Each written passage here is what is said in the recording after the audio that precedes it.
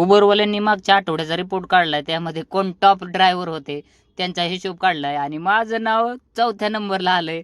आणि आलं ते आले, त्यांनी 2000 रुपये इन्कम कमी दाखवलाय. तुम्हाला दाखवतो माझा.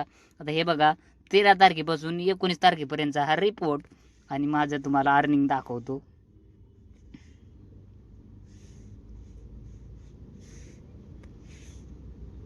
28,000 रुपये माझं मागच्या आठवड्याचं अर्निंग आहे. आणि उबरवाल्यांनी दाखवले 24,000 रुपये. उबरवाल्यांना माझं म्हणणं आहे की तुम्ही 2-3 हजार माझे कशामुळे कमी करताय? एक नंबरला नाव आलं तर काय बिघडतंय का? आता समजलं का मित्रांनो, मी मोठे व्हिडिओ का टाकत नाही, लोकांचे फोन का उचलत नाही? का तर एवढे पैसे कमवण्यासाठी मला 24-24 तास काम करावं लागतं. आणि मला असं वाटलं नव्हतं की माझं कधी असं टॉप ड्रायव्हर मध्ये नाव येईल.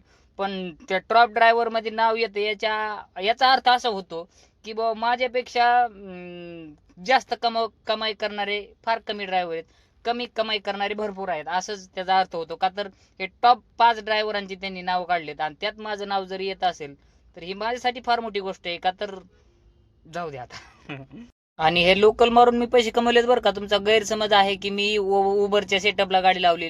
सेटअपला नाही, काय नाही, काय नाही, लोकल मारून आणि जे एखाद दुसऱ्या दिवस इंटरसिटी ट्रिप पडती तेवढ्याच ट्रिपांवर मी एवढी अर्निंग केलेली आहे. असा गैरसमज असेल की उबरच्या सेटअपला गाडी लावली तर तो काढून टाका, हो का लोकलची ट्रिप पडती.